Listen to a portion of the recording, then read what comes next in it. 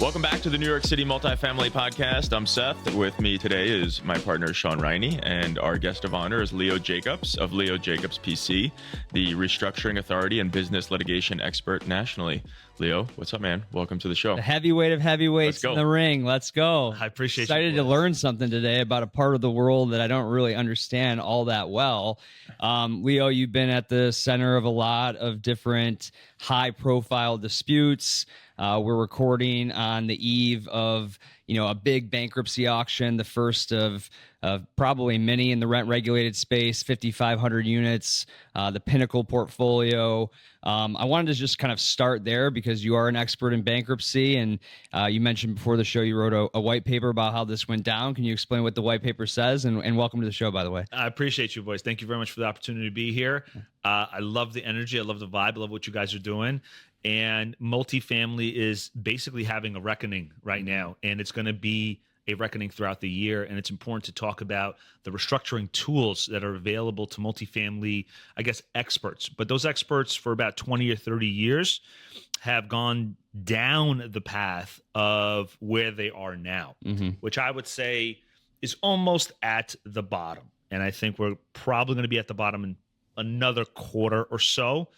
Especially with the Mamdani administration. Okay, so you think that causes us to hit bottom faster? We're going to hit so far down that it has to spring back up. Okay, good. Yes, keep going. yes. And the reason I say that is because what the Mamdani administration is going to do, irrespective of whether you support them or not, it's the sentiment that you are sending in your administration about how you feel about landlords. And as the market in the S&P and NASDAQ is emotionally driven, in my opinion, okay, it's a lot of numbers, but it's also emotionally driven. It's the same way in real estate. I talk with all the big gunslingers, okay, and I represent some of the biggest landlords in New York City, and they don't have the same sentiment in doing business the way they did 10 or 15 years back. We're not in the golden age, in my opinion, of multifamily or in real estate. And I put it into an umbrella. The reason I put it into an umbrella in all of real estate is because you don't know what to do yet in a distressed environment, okay? And the reason you don't know what to do in a distressed environment is because the operators that are operating, that have been operating for 10 or 15 or 20 years, they don't know how to traverse a distressed terrain. Those that are purchasing notes, those that are trying to restructure, they're coming to our shops and they're seeking information on how to do it. And a lot of people are afraid of bankruptcy. They're afraid of restructuring. They're afraid of dissolution. But really all that means, and all that is what I'm saying, is the following. There needs to come an end so there could be a reset. Beginning. And I think that Mamdani is that beginning of a reset. He actually is going to produce or induce a number of actions that are going to be taken by all of these actors because they must face their new reality. What is their new reality? Their new reality is going to be, how do I recapture all of my depreciation and not pay taxes? How do I fix where the debt is not worth what it's worth on my property anymore? How do I begin to define what restructuring means? Ergo walks in Pinnacle. In Pinnacle, the Mamdani administration made it apparent and very clear about who they care about. They care about the tenants, irrespective of the fact that NYCHA has bugs and rodents and shit like that. They don't care. They want to highlight tenant rights in private sectors to induce landlords to make those needed repairs. But with what money? You can't borrow from your mother or your father, right? You have to fix a broken system. So what did Pinnacle discuss? Pinnacle discussed through the lens of Mamdani, hey, Your Honor, in bankruptcy court, we, at the eve of the sale, want to make sure that the buyer, okay, is going to fix all of these violations. There is no place in bankruptcy to make that request. Per the 11 USC code, not to bore you boys, per the 11 USC code and a 365A sale, it has to meet the criteria of simplicity. Is it an arms sales transaction between the seller and the purchaser? Was there any fraud? Are the terms of the sale as per the order of sale, which basically says has to be an arm's length transaction? There cannot be any fraud. And is it a good bidding process? All of those three things, they were present. Right. And the ordinary course and customary terms in a closing statement are going to say, hey, there are a shitload of violations here. Who's going to fix that? Obviously, you could either take it subject to, okay, or you could fix it, or you could create a reserve. But that is left to the parties to induce a bankruptcy court to make policy decisions on behalf of an administration that has been in administration for only 2.5 seconds, Right. is tantamount to blasphemy. Okay. Right. It's not ordinary for someone that has no experience in the bankruptcy realm with a policy-driven argument to enter a really heavy statutory framework, a heavy statutory, regimented statutory framework, and ask for a judge to make policy decisions. Do I believe that Mamdani shot his shot publicly? Yes. Did he miss? He absolutely did. But I think his message, nevertheless, was clear in that he represents tenants, even if he has to cross the line sometimes. Right. So when you were before the judge ruled, to proceed with the bankruptcy sale, were you looking at this from a lawyer's and a judge's perspective, like this has no shot, this is kind of a joke? Or was there something in the back of your head where you were like legitimately worried, like, oh my God, like what happens if this guy actually, gets his way a little bit? Like, what were you thinking in like that week of uncertainty? I'll explain to you. We were in front of a judge that thinks exceptionally practically. And practicality, the angle of practicality has to come and focus on the decision of whether this sale or this bidding process per 11 USC 365 is fair, reasonable, and arm's length. If the judge, because the judge has discretion, if the judge says, I want to look at the severity of those violations, in my humble legal opinion, although the judge has the authority to do that because they have discretion, I believe that would be an abuse of the judge's discretion in that specific case. The reason for that is because the judge is not looking, again, at the policies that are underlying the transaction. Right. He has to look, or she has to look, at the fairness of the transaction. Okay? Is it arm's length? And nothing in the bidding process said that, right? So when the judge is looking at it, in my head, I'm like, there's no way in God's green earth the judge is going to say, I'm going to stop this sale, or I'm going to stop this bid, or I'm going to condition the purchase of these 5,500 units based on the fact that Mamdani wants to make sure that the tenant's rights are represented. Well, you can go to the legislator. Okay, you can go to the legislature and change the law and condition on a federal level.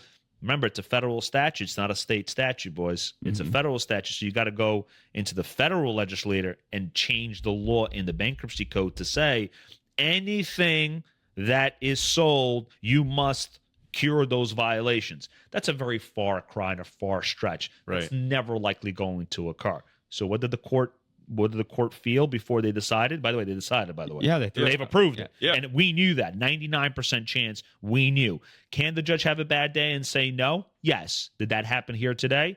In this case, it did not. And it was the right decision. It was the right decision for the law and for the proper administration and disposition of real estate, because you have to have the orderly disposition of real estate. So what sort of precedents or learning lessons or takeaways are there from this case, positive or negative? Like, I guess from the real estate side, and also maybe from like the Mamdani administration's perspective, how do you think about future bankruptcies over the next 4 years under the Mamdani administration as it pertains to multifamily? Like what are the learning Why did lessons here? Pinnacle choose the bankruptcy out on this sale versus just restructuring with Flagstar existing? Because Flagstar ended up financing the purchaser and bringing down the debt owed to right size the transaction. So is that really what you mean by finding the bottom? It's the lenders, the borrowers, everyone's getting to this point where we have to resize everything so that it works in this new environment. And he's the accelerator to doing that because it's very clear that things aren't doing a V-shaped recovery anytime soon. Okay. So very loaded questions. Okay. So let me unpack this. Yeah. Okay. Answering your question first about what does the future of bankruptcies look like with single asset real estate cases, because they are SARs, okay? Mm-hmm. Multifamily is a SAR. And in single asset real estate cases or in multifamily real estate cases or commercial real estate cases, when you plunge it into bankruptcy, there is a process. That process under the Mamdani administration will remain unchanged. Mm-hmm. And there's a very specific reason why it's going to remain unchanged. It's because it's federal, and in order to change any federal laws, you have to go to the federal legislature. Mm-hmm. On the state level, we're not dealing with dissolution, okay? Mm-hmm. We're not dealing with it. The Joe Weiner, mm-hmm. I think he's represented by Wells Goschels, said that probably in the administration of the bankruptcy, you, Joe Weiner, may likely dissipate and have disappear some of your equity holders and your debt holders, along with the availability of not paying a transfer tax. Mm-hmm. I don't know if you know that, gentlemen, but when you go bankrupt, you don't have to pay transfer tax, and you save like 1 or 2 or 3%, right? Mm-hmm. Which is a big deal. Yeah, it's a lot. It's a lot of money. So I think the reason Joe Weiner by Wells Goschel, which is his attorneys, was advised to go bankrupt, not personally, right, but professionally, is because in their thinking, their legal thinking, they said somebody's going to buy this.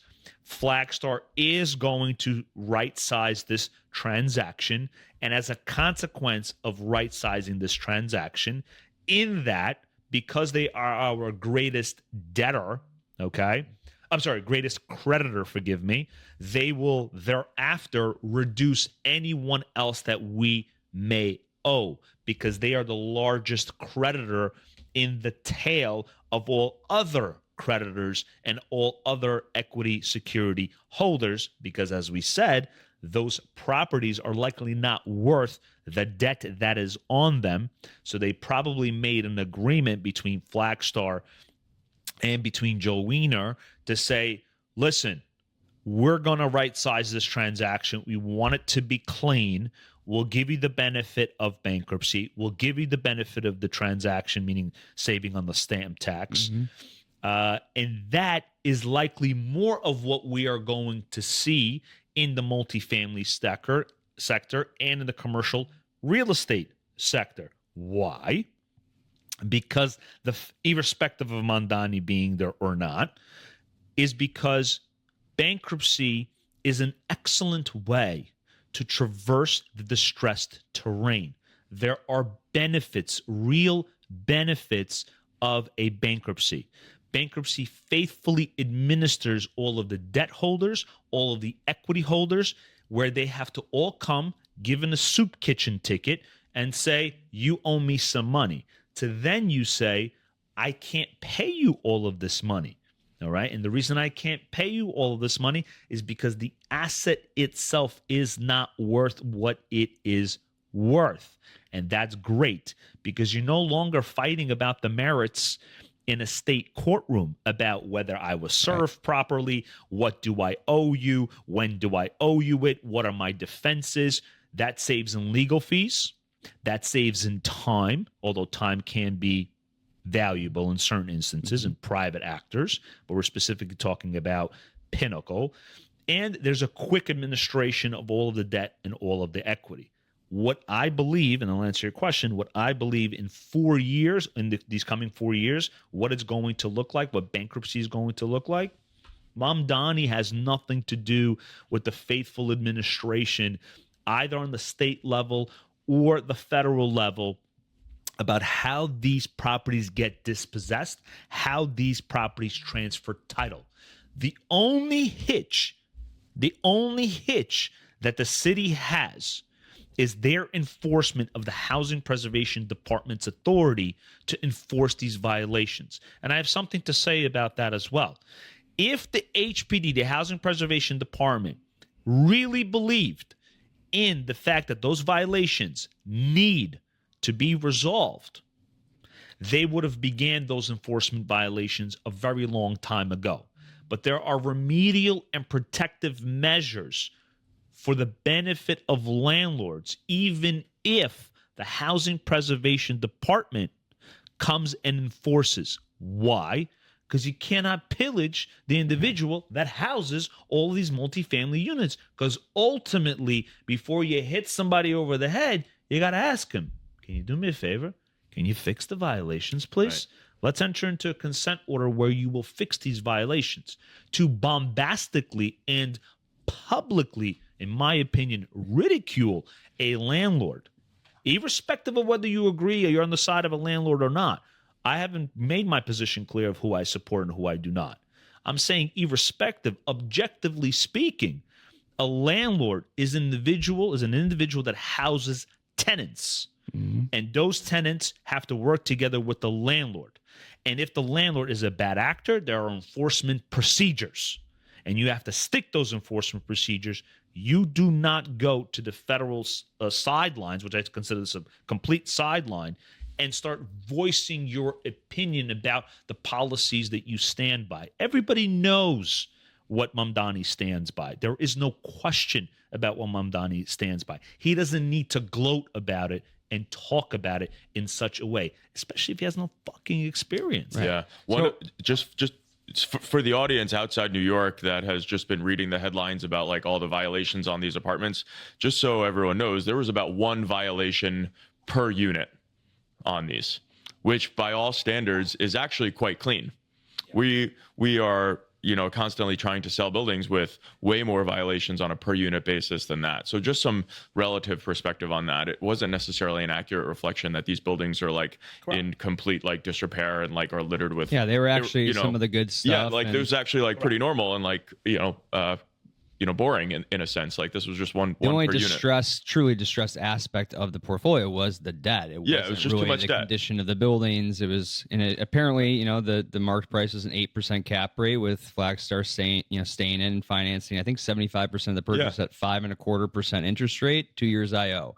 So there is your mark on a portion of rent regular, $82,000 a unit. So I think that kind of sends shockwaves to the market of, okay, there's a true mark, although it would be interesting to know what the price would have been if Flagstar didn't finance the purchase. But just to go back a little bit, you mentioned, bankruptcy can be a very effective tool. It's the world you live in. From a layman's perspective, my fear, I think the fear around bankruptcy is I'll never be able to get a loan again. And just touch upon that, like touch upon why bankruptcy is seen such as a dirty word, and if these fears are overblown, because like a phoenix, every great developer seems to rise again and get the next loan even after filing corporate bankruptcy. When do they cross over into personal bankruptcy? But like, is this the route a lot more people should do that are listening right now to restructure their shit and live to fight another day, and why? So it's an excellent question. I answer this question with my billionaire, millionaire, and thousandaire clients. Okay. And I'm having a guy come in today, a major New York City developer, doesn't want to go bankrupt, doesn't want to save what his portfolio has. This is my sentiment around filing for bankruptcy, corporate bankruptcy, not personal bankruptcy. And I'll get to the hedge right away. It's actually not about filing for bankruptcy or not. It's if you file for corporate bankruptcy, a lot of these actors, they have recourse guarantees. Got ya. Personal guarantees. So the pieces on the chessboard, okay, are that bankruptcy is always going to be a sideline item that you do after you have looked at all of your numbers on your personal side and actually see, can I afford, if I go bankrupt, to trigger personal recourse? Oftentimes, the fear of going corporate bankruptcy is less than the fear of being able to afford those personal guarantees. Because if you go bankrupt, oftentimes, not always, there is recourse. So the fear of not being able to pay back those personal guarantees is what ties somebody to not filing for bankruptcy. That's the first thing that goes on to somebody's head. The second thing that goes on somebody's head is the reputational scar.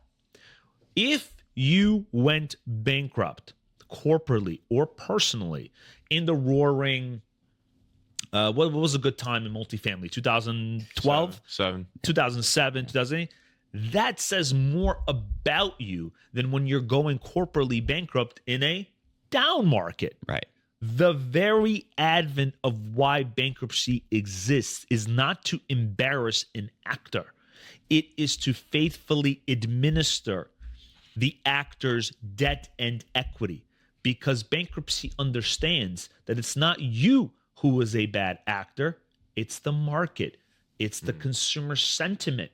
And the bankruptcy court and its legislatures were like, listen, they were all talking amongst each other with their scotch and their cigars, both men and women. Like, listen, what are we going to do? What if the market changes? What if the consumer sentiment changes? What if all these things change? How is this guy supposed to get out from under his debt when it was not his or her fault? We're not going to kill him like we do in China. No offense to China, right? We're not going to put him in jail, right? We need breathing room. We need to recalibrate, right, the numbers as it meets the environment that you currently live in. I think of a very famous bankruptcy, which is Radio Shack. Okay. Radio Shack used to sell, all types of radio equipment, beepers and shit like that. Why did it go bankrupt? Because consumer sentiment changed. Debt was very large. Same thing with Toys R Us. Is Toys R Us, have a bad CEO? No, they don't have a bad CEO. So the second thing I'm discussing, and I apologize for being a little long-winded, but it's very, very important. The second thing is, how do I faithfully administer all of my debt and equity in an environment where the debt is greater than the value of the property?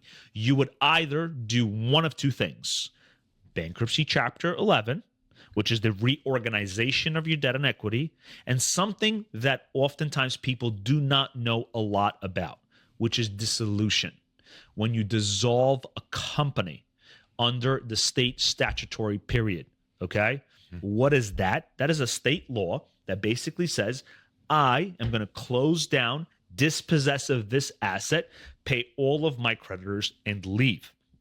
So more often than not, people are advised on bankruptcy, but not advised on state court procedures in dissolving their LLC, which could almost mirror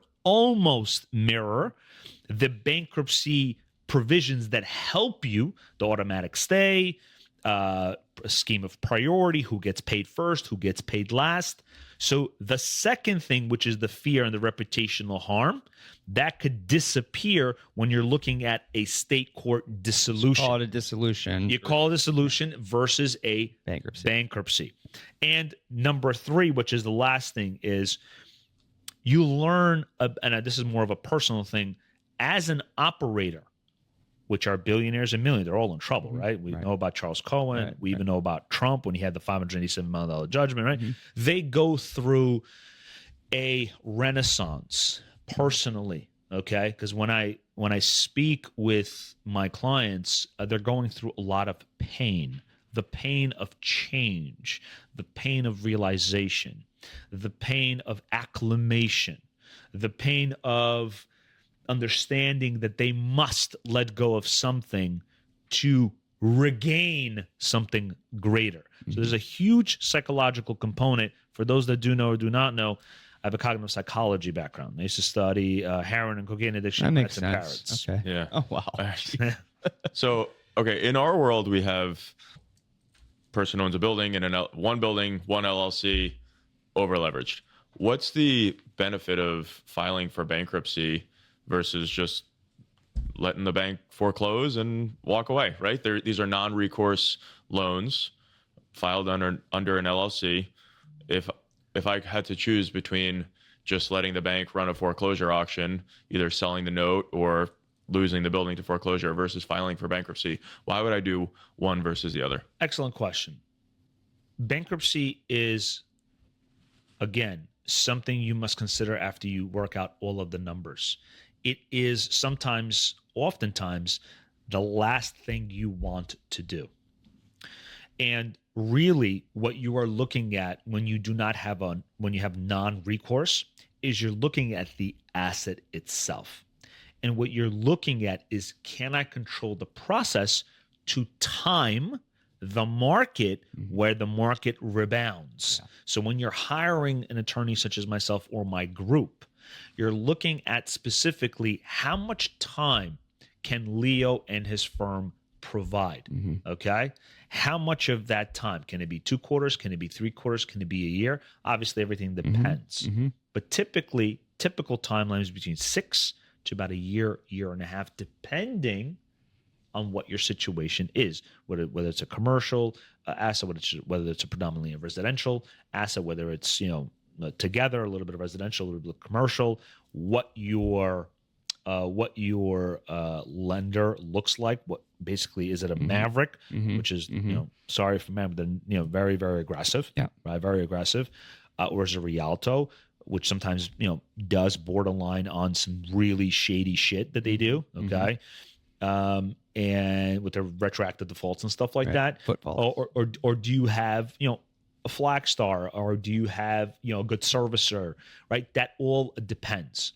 So to answer your question specifically, if there's someone out there in the bucket of a commercial piece of real estate or a residential piece of real estate or a combination of both, and they're in a position where the debt does not even meet the value and they're upside down, oftentimes that I will consider a cancer. And that has to be cut out, okay? I would let it go and dispossess. But the really, really smart people, they're going to say, Leo, you don't know anything. I'm going to call my guy Stoopy, Poopy, Whoopy, or whoever, and I'm going to tell him, let me go buy the note on the other side. Right. When you engage in some process that you do not understand anything thereof, and you hold the only process that would dispossess of your asset cleanly and efficiently, you are now trying to bend the fabric of reality. And the courts not look favorably upon that? Is that what you're saying? What's going to happen now is you've entered very high risk land, okay? Because you're trying to control it on one hand over here, while trying to purchase it on the other hand here, okay?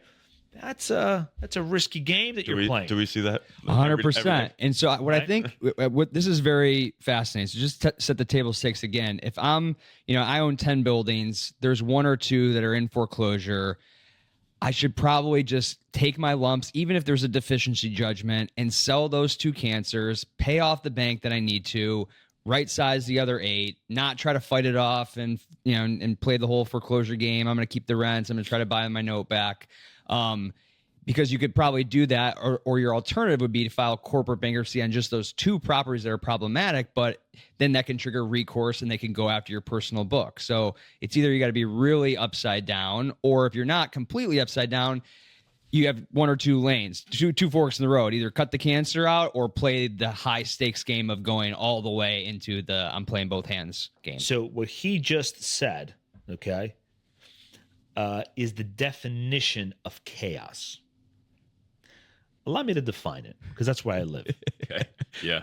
I want to be a fly on the wall in some of your. He looks like he thrives in the chaos. Maybe even like participates in creating the chaos. So chaos is defined in my world as a continued state of volatility, uncertainty, while sometimes your eyes are tied and you cannot see, your hands are tied and you cannot touch or feel, and your legs are tied and you cannot walk.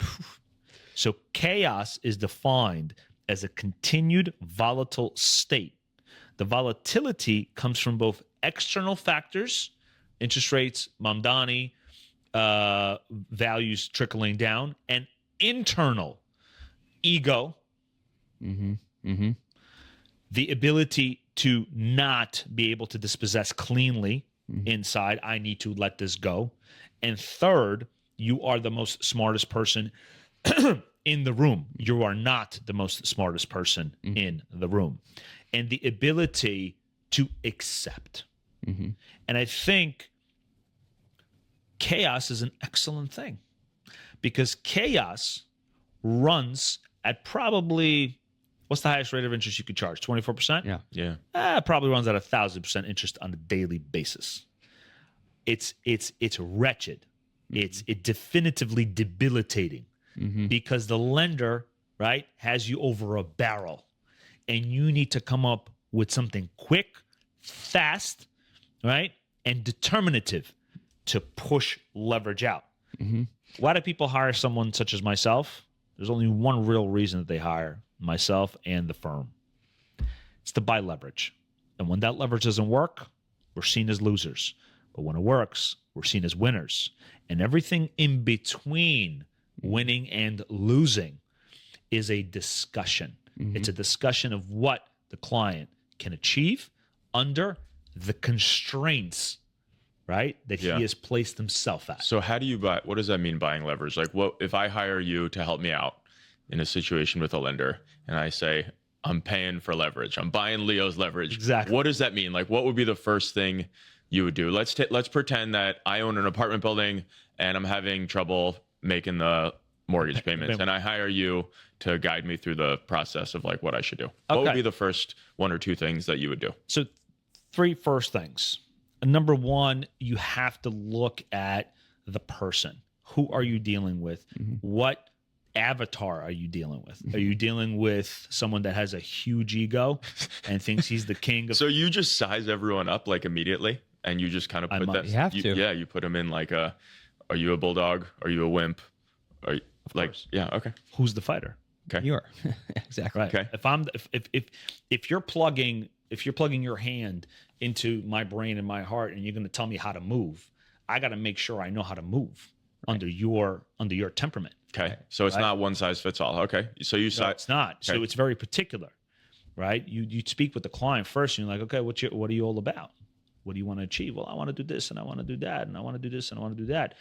You look at the agreeableness, right? It's like dating. You look at the agreeableness. You look at, okay, what is this person capable of?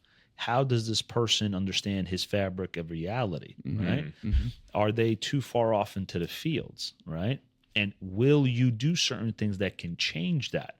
So it's obviously experimental. Imagine a billionaire that's been making $300 million on a flip. Today can't pay back $1. Not because he doesn't have any money, but because the fabric of reality has went upside down, from night to day, right? This reminds me of a very big story. When Moses came to the Pharaoh, he's like, listen, asshole, let my people go. Let my people go. No. Great. Let's throw some bugs in there. Let's throw this in there. Let's put blood in the water. He's like, no. Okay.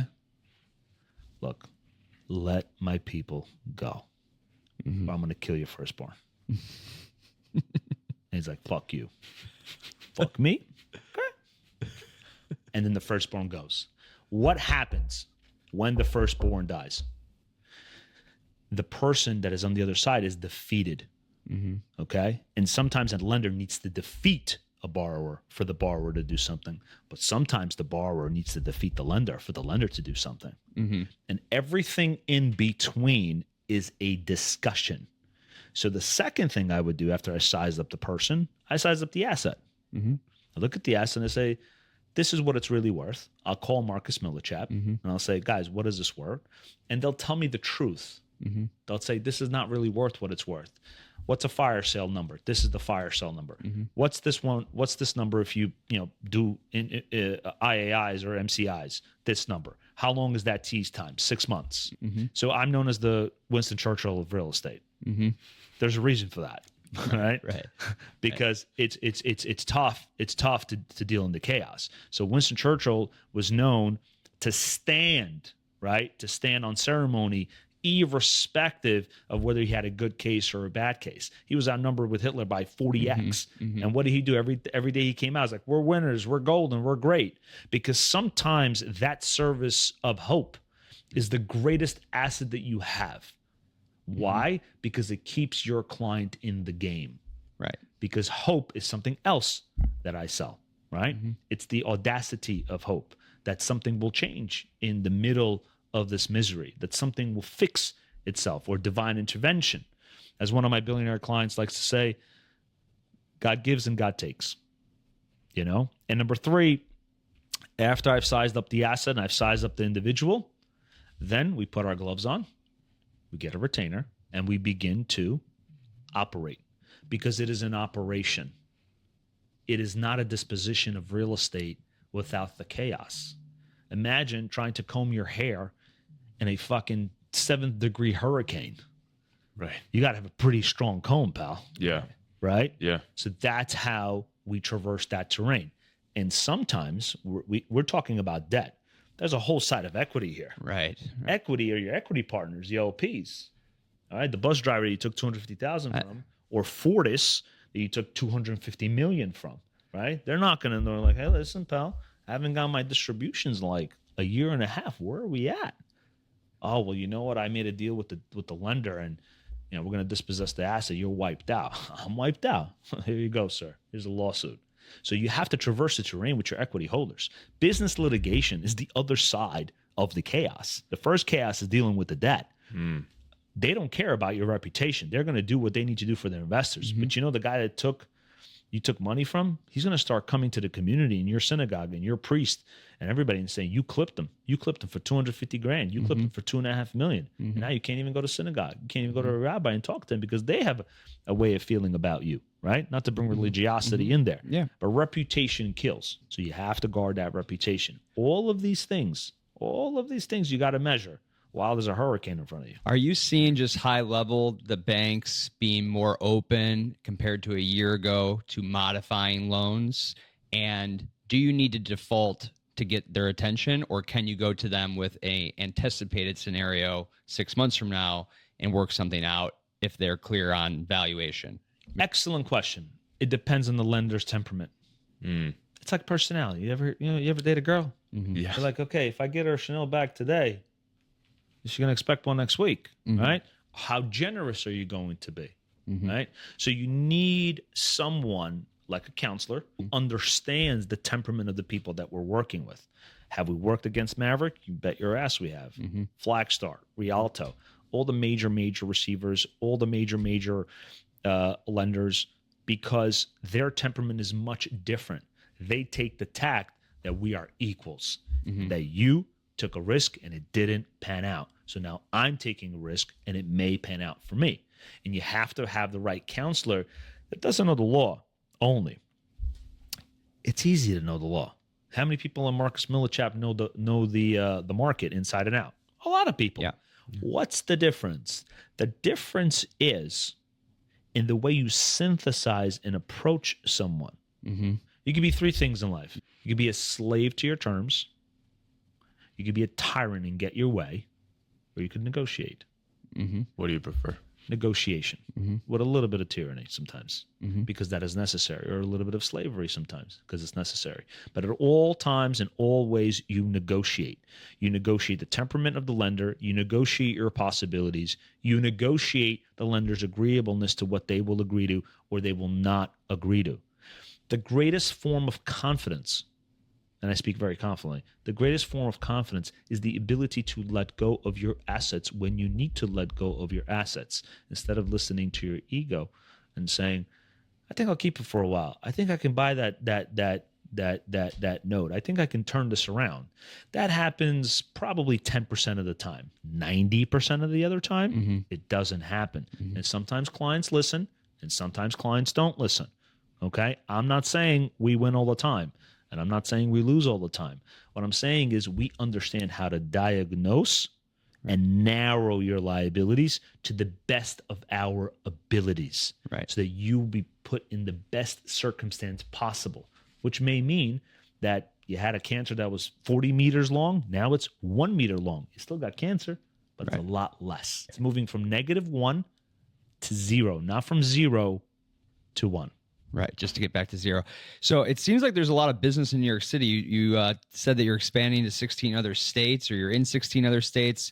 Why do you need to expand? There seems like there's plenty of work here. So the reputation of Jacobs PC is that we've become a true special situations group. And we are not full service. We are specific service. And predominantly we deal in business litigation, disputes between equity holders and debt holders, restructuring on the state level of dissolution, and on the federal level, which is bankruptcy. And third, it's corporate transactions and real estate transactions. Because of our reputation in dealing with some of the biggest landlords in the city, we've been called upon in people in different states to look at their issues. Remember, federal statute is bankruptcy. You can practice that bankruptcy, of course, with local counsel, and ethically required local counsel, and you could begin to advise the clients on how to traverse the terrain of their distressed asset. So, number one, we love to practice nationally, and in the coming months, we're going to be rolling out a national campaign. The first of which is here at your podcast. There we go. Yeah, Let's go. So this is the first ring to it. So people that do listen, we are in 16 states already, advising people in 16 states already. We want to be national by end of the year in all 50 states. And it's because there are a lot of people, both borrowers and lenders, that are in distress and they don't know how to traverse that foggy terrain. And we just happen to have that experience. Remember, it doesn't necessarily matter where the asset is, because the actors, the lenders, are all more or less the same. Your pattern recognition is Yes. on the top. Yes, so that pattern recognition is important.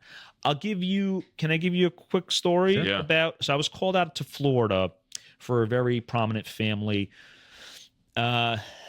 They've received a fraud judgment for about $24 million. And in the bankruptcy realm, the priorities are that if they were to go bankrupt, the fraud judgment would have to be paid first. And remember, fraud judgments are not dischargeable in bankruptcy court. I don't know if you guys knew that. You have to get convicted of fraud. You have to have a. They're civil. Okay. If you get convicted of civil or you get convicted of criminal, it's not dischargeable. Because if it was dischargeable, guess what you could Everyone would do it. Run a Ponzi scheme and be like, Yeah. oh, sorry, bankrupt. Yeah, you Doesn't wouldn't work that way. You wouldn't stop at 24 million. You keep going. You keep going, right. Yeah. So I was called upon and my firm was called upon. My firm did an excellent job. Thanks to Robert, thanks to Aaron, thanks to Wayne, thanks to Adam, thanks to everybody that worked on it. I was brought out to Florida, and when I looked at this, I said, we're not going to go bankrupt, because the schematic under Florida state, of course, with local counsel affirming everything, is that in a state dissolution, the fraud judgment gets paid last. And the internal debt that was placed to keep the property going would have to be paid first. And those people were insiders, the people that were basically putting money into the thing. They were the insiders. So in a Florida statute, they would have to be paid first, and nothing or a little bit would be left for that person that got a fraud judgment, okay? So we ended up settling for a confidential amount, which is very, very little. But that's one of the ways our firm works. A lot of people call it creative. We just call it doing our job, okay? So if we're doing our job in a way that you believe is creative. We're paying attention to the priority claims. We don't necessarily care about the merits. We care about the faithful administration and disposition of the asset under a dissolution rubric or under a bankruptcy rubric, whichever is in the best interests of the organization. And one other thing, don't believe that a borrower is a borrower. A borrower is a lender as well. You ever heard of no financing? Of course. Yeah. What do you mean by that? Explain. Well, we won against some a lender. I forgot whether it was Madison Realty or not, where there was a $46 million mortgage. I think Jovia transferred. It was in the news. Jovia transferred to somebody, and then they transferred to another person. And we successfully proved that the individuals that were supposed to foreclose were under question about whether they received an actual note that was in compliance with the law. And as a consequence of that, the road to foreclosure went from 9 months to probably 3.5 years. If you have note-to-note financing from, say, a Madison at 18% or 10% or 11% in 3 years, guess what? On a declining basis of the real estate property, your interest is going to meet your value in 3 years faster than it would be in 9 months. So it is a timing concern. And all of a sudden, like that, you flip the script and you retain or regain some form of leverage to negotiate with your with your lender. And now the lender is in a borrower situation. Because you ever get called in by the lenders that say, like, I'm so sick and tired of dealing with this pitbull Leo Jacobs, like, why don't I hire him? So there are people that will not purchase notes if our firm is on it, but then again, there are other firms that will not have the same reputation as us. One of the firms that I respect a lot is Ovid and Ovid. They've done really, really well with borrowers. And they've done really, really well with lenders as well. I think they represented A.B. Rosen. They represented other big people. And what they do right is what we do right as well. We understand how to faithfully administer debt and equity in the schematic of the solution. I don't think they practice bankruptcy, but they do call us every now and then, and we work together. So I'm a very big fan of them. They have a really good business litigation bench. So shout out to them. Cool. Let's wrap up here with some fun stuff. I'm curious, just like on a personal level, how you get yourself kind of like mentally prepared to like fight the fight every day. Like, do you you meditate, you look in the mirror and say like, let's go, Leo. Like, how do you get like jacked up, energized, and ready on Monday morning for the week? So there's two things in life, boys. There's two things in life. There's the pull and there's the push. Push is the discipline. I got to push. I got to push every day. I got to push to make this work. I got to push to make it right. But then there's pull. What's pull? Pull is, wow, I'm gravitating towards this thing. I'm energized to go over it. I'm not being pushed there. I'm being pulled. So what's some advice for to you guys? Building the business? No, actually. My daughter she has dyslexia and she has ADHD. So my ultimate goal is to build a Jewish school, I'm Jewish, for dyslexic and ADHD kids. She's an excellent student. She does well. She's amazing. But my pull is to build that school. And I got to be really fucking rich to do that. I love it. Yeah. And my push every day is my business. And the underlying pull in my business is to help the billionaires and the millionaires and the thousandaires, although they'll never fucking admit it, to help them traverse this terrain, because it's easy to make money when the sun's out and there's no rain. Right. But you got to get some boots out when there's snow and some hurricane, and we know how to do that. Do you share that your why, like I do. Like with your clients? I mean, you're representing like really wealthy people, and you get them out of a jam. Like maybe they could chip in 1 or 2% of their savings. But I guess they're going bankrupt, so that's probably not a good time to ask for money. Maybe not. But what I believe in is I'm a religious man. I believe in God, and I find that to be the most interesting person in the room, you have to aim high and you have to aim wide. And you have to do it so in a context of such a challenge that you must develop your character under the circumstances that you are in.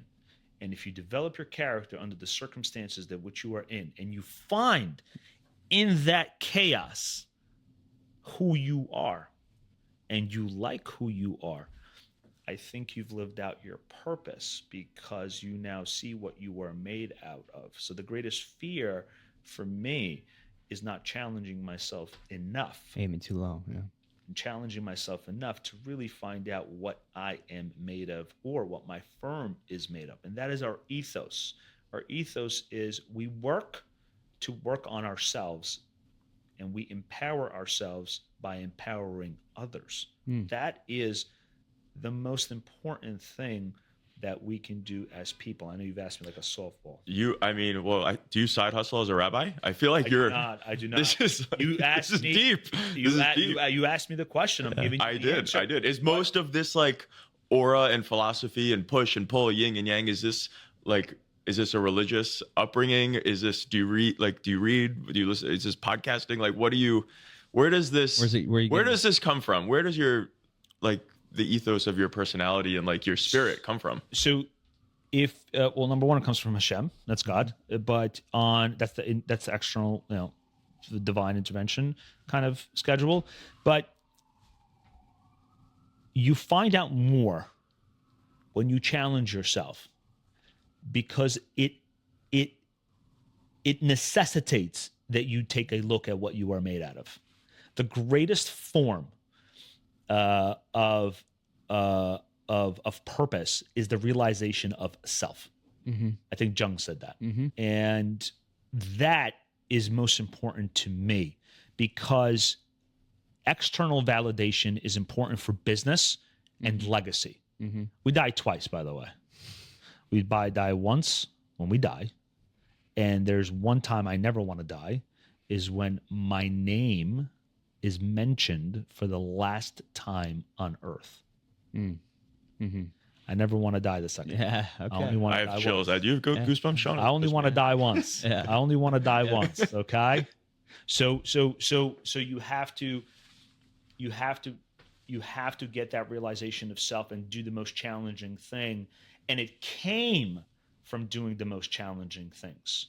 And it came from bankruptcy and restructuring. And it came from representing clients that were billionaires and are no longer billionaires. They're billionaires in mind. Probably the most important thing you have as an asset as a person is your mindset. And don't for one fucking second think that it doesn't wobble every now and then. Yeah. It does wobble. But when it wobbles, you talk about the push and you think about the pull. Right. Push and pull. All right, guys. Great way to end. If someone wants to get in touch with you, you got a gatekeeper, or, just Google your name. I think your contact info is on your website. So if you want to reach out to me, you can reach out to my assistant or my email. She checks it. It's Kezia, Kezia @JacobsPC. My email, leo@JacobsPC, JACOBSPC.com. And yeah, as what's his name? Adam Newman said, Google me. I love it. I love it. See you next time on the New York Thanks, City Leo. Podcast. Thanks.